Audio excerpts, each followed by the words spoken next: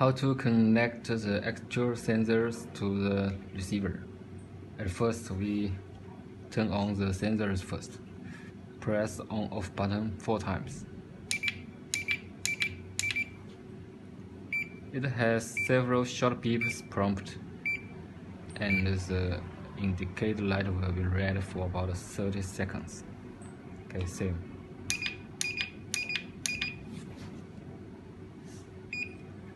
And then we plug the receiver into the outlet.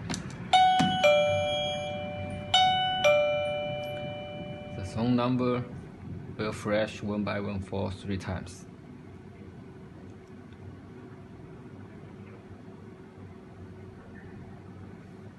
Okay.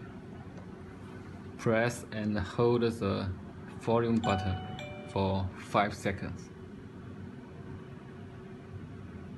And the release button when the song number flashing. Okay. Activate the first sensor. Okay. Ringtone prompt means the first sensor has been connected to the receiver. Same steps. Press and hold the volume button for 5 seconds. Release the button when the song 2 flashing. Activate the second one. Okay, let's try again. Song 1, first sensor.